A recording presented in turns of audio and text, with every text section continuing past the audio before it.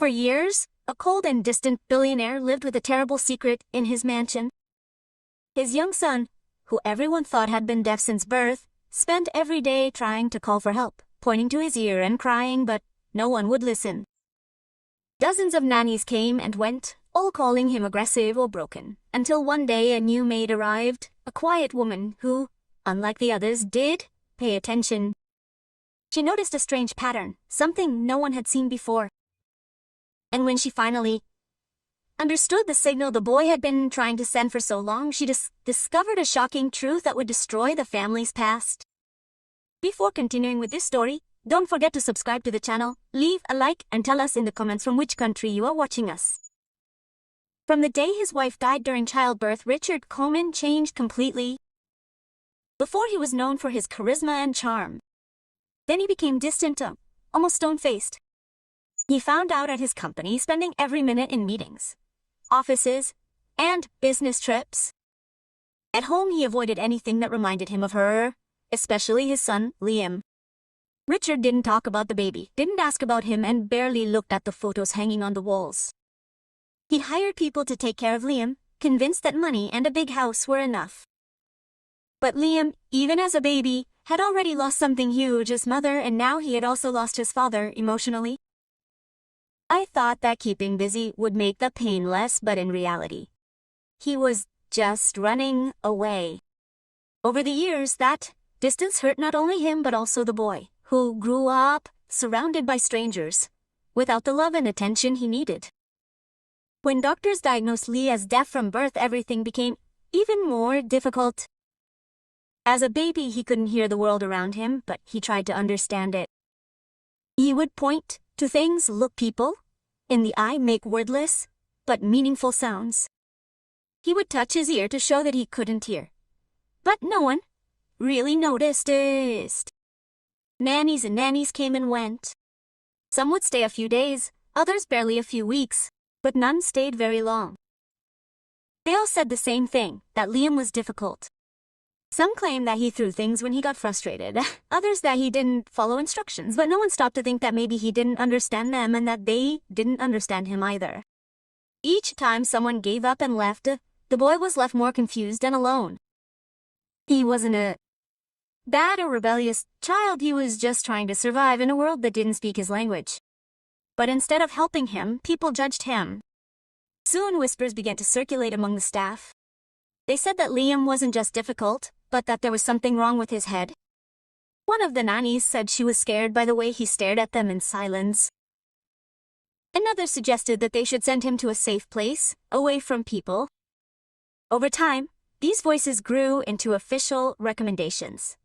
A few professionals were called in, but none spent enough time with the boy. They gave quick opinions after brief visits and recommended psychiatric evaluations. They didn't understand that Liam's silence didn't come from trauma or mental illness. It was simple, he couldn't hear, but no one listened. When Becher heard these suggestions, he didn't question them, he didn't investigate, he just felt too deep in his own pain to see the truth. He figured the experts knew more than he did. So, little by little, Liam stopped being treated like a child in need of help and became a problem to be managed. Every day was the same for him. He'd wake up to a new face in the hallway. Another nanny trying to smile, not knowing how to communicate. Liam tried to show what she wanted, pointing at things, gently tugging at sleeves, moving her lips silently. She had no words, but she had feelings. No needs. No one stayed long enough to learn them. When she cried, they thought she was faking it. When she pounded the floor in frustration, they saw it as a fit of rage. But Liam wasn't angry, he was devastated. With each failed attempt to communicate, Liam felt more trapped. He just wanted to be understood, for someone to notice that his world was silent, not by choice, but by nature. But each time he was ignored or misunderstood, a part of his hope faded. He began to expect disappointment. He tried less. Why bother trying if no one saw him? Even though Becher lived in the same house, he didn't notice his son's suffering. He was always holed up in his office, on the phone, or traveling. When he did see him, It would be for only a few minutes and he never knew what to say. Liam, on the other hand, would stare at him with wide eyes, searching for any sign of affection, any attention. He would point to his ears again and again, begging his father to understand, but Beshel would only nod or walk away, too lost in his own grief to acknowledge his son's pain. Deep down, Beshel blamed himself for his wife's death. He believed that keeping his distance was a way of protecting himself from the memory, but he failed to see that the little boy was precisely the one who needed him the most. As he tried to protect his heart, he was breaking the dilemma. The boy didn't understand the loss, but he felt the emptiness of a father who never really looked at him. Over the years, Liam learned not to expect kindness. He became quieter, more careful. He spent hours alone in his room, playing with the same toys, looking at books he couldn't read, watching lips move without understanding the words. He learned to live in a world that barely acknowledged his existence. The staff talked about him, but rarely to him. No one learned sign language.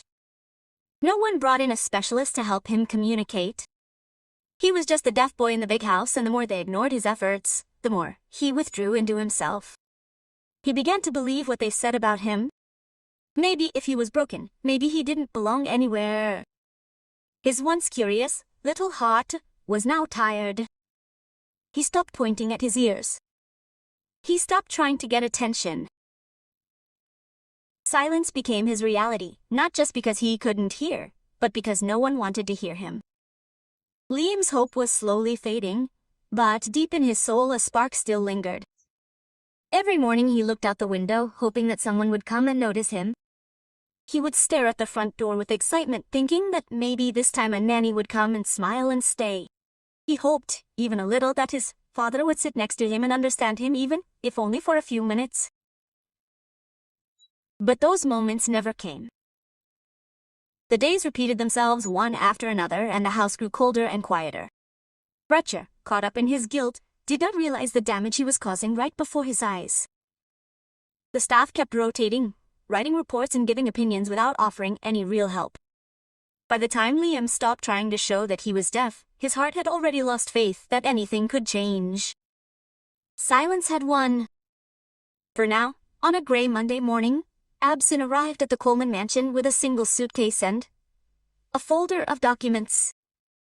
The huge iron gate slowly opened as the tour dropped her off in front of the main entrance. The place was too quiet, almost unnatural for a home where a child lived. Aba, a calm and confident woman in her mid-30s, had a steady gaze and a presence that inspired trust. She had worked in several homes before, caring for children with different needs, but this job felt different from the start. The staff barely greeted her. They just showed her to her room and handed her a schedule. As she unpacked, she heard murmurs in the hallway. "He went last," someone said. "He'll break it too," another voice replied. Alba didn't ask questions. She went to the kitchen, got a glass of water, and prepared herself for her first encounter with the boy everyone was talking about. Liam, when she finally saw him, was sitting on the floor of a room full of untouched toys. He wasn't playing, just staring at the carpet, his hands moving repetitively. When she entered, he looked at her for a moment and then looked away. Aba noticed him touch his ear repeatedly, point to his mouth, and then look back at the floor. In that moment she understood. He wasn't acting, he was asking for help. Aba didn't say anything, she just sat on the floor a short distance away from him and waited. Liam looked at her strangely, as if no adult had ever sat this close before, unhurriedly. She didn't force him, didn't smile fakely, didn't try to talk to him, just watched. The staff had told her that Liam was aggressive and unresponsive, but Aba didn't see anger, just a child who had learned that no one listened to him. When the session was over, Aba thanked him, even though she knew he didn't understand her words, but something inside her already knew. There was something deeply wrong with the way he had been treated. As she was leaving, one of the older employees approached her. She had worked there for years and sighed wearily. "Don't get attached," she warned. "Keep your distance." Everyone who tried to help had ended badly. Some in tears, others goodbyes. Alba didn't respond, just nodded politely and walked away. She had seen